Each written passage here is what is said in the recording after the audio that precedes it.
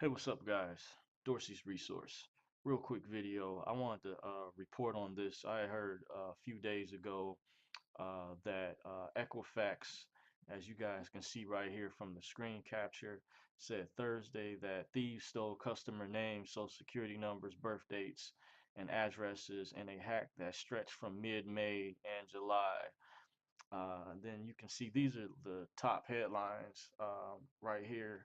I just wanted to go over for people who are talking about the so-called secret TDA accounts and show this is evidence. I'm going to show another major bank that's been involved with a major data breach. I don't think that, in my opinion, that these are happening by coincidence, but it's mighty funny how people want to accuse you of using your secret account dealing with your social security number and say that it's a scam, which I'm going to address. I'm going to do a video follow after this where I'm going to go into detail and show evidence to prove that your secret TDA account is not a scam. But it's mighty funny. These big corporations just get a slap on the wrist.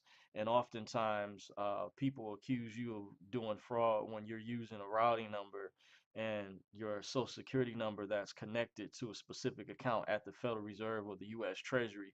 When you have, which I'm going to go over right here, Wells Fargo, follow me now. It says the California legislature backed a measure Wednesday that could require Wells Fargo to go to court with consumers who say they were harmed by the bank's fake account scandal. Oh, mighty funny, fake account, huh? It said the legislation will prohibit the San Francisco-based bank in some cases from relying on contract provisions that require customers to settle disputes through arbitration rather than the courts. Wells Fargo customers agreed to mandatory arbitration when they signed up for legitimate accounts. Ah, it says legitimate accounts, huh? But what about the data breach that happened? I'm going to read another article, but I'm going to read this last part. The bill would not help customers who have already taken their claims to arbitration. It's unclear how many customers have claims that haven't been arbitrated could end up in court if Brown signs the measure.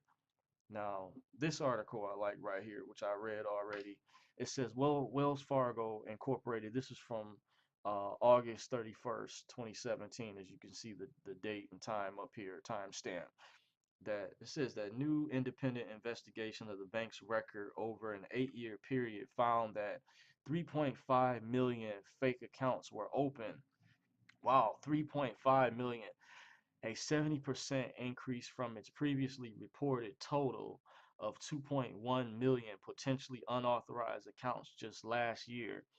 Says Wells Fargo said the original figure came from an analysis that looked at the time period between May 2011 through mid 2015, but the new review went further and examined 165 million retail banking accounts from January 2009 through September 2016.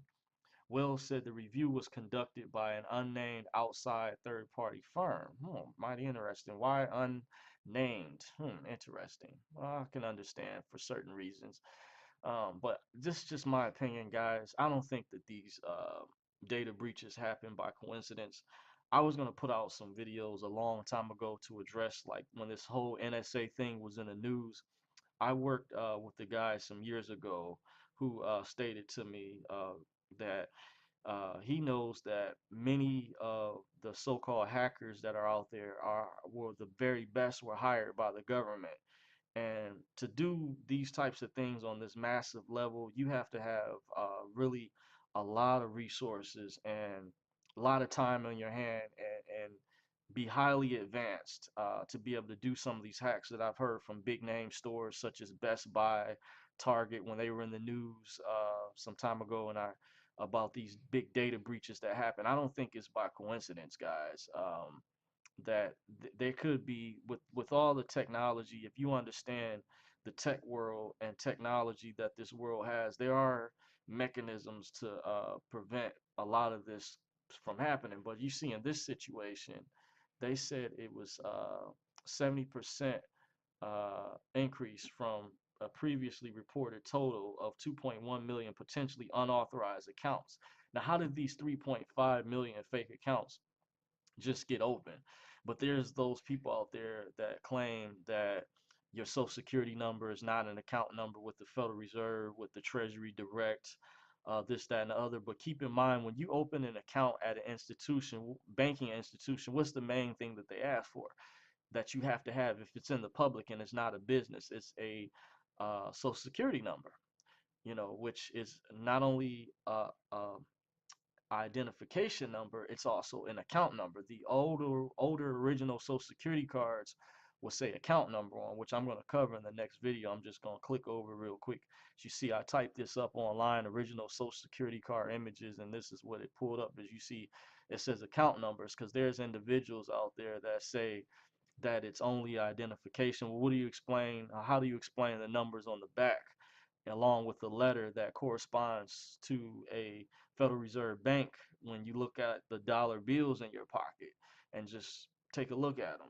When they're trying to claim that these accounts are not real, but look at the fraud that these big corporations like Equifax that I just reported on and Wells Fargo from this audio, um, that this screen capture that I'm doing, as you guys can see right here. Now I'm going to read some more. It says the bank also disclosed a previously unknown problem. Customers who may have been enrolled in online bill pay programs without their knowledge or permission.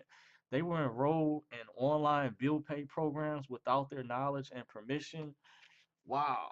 Wells Fargo said it would refund 910,000 to around 528,000 who were affected by the practice.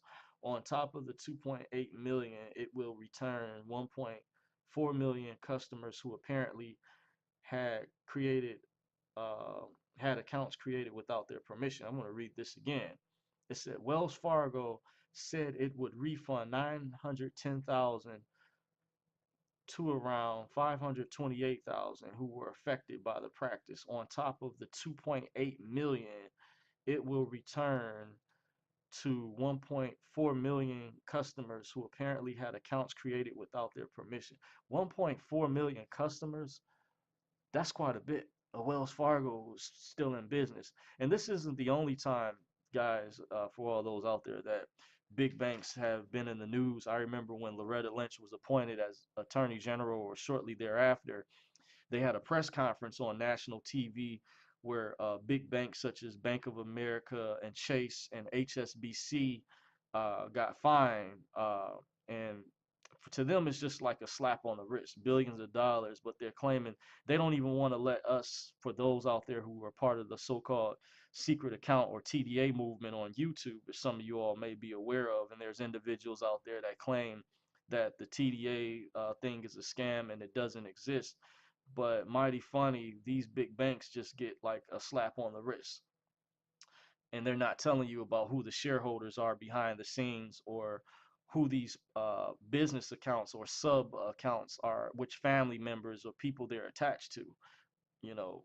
So I'm just wanted to show you guys real quick. I'm going to do another video where I'm going to go over the secret SSN account and why it's real. It's going to be the title of the video. Um, so with that being said, if you guys did take the time to watch this video, don't forget to like, rate, thumbs up, and subscribe. Until next time, thank you for joining me, Dorsey's Resource. Take care.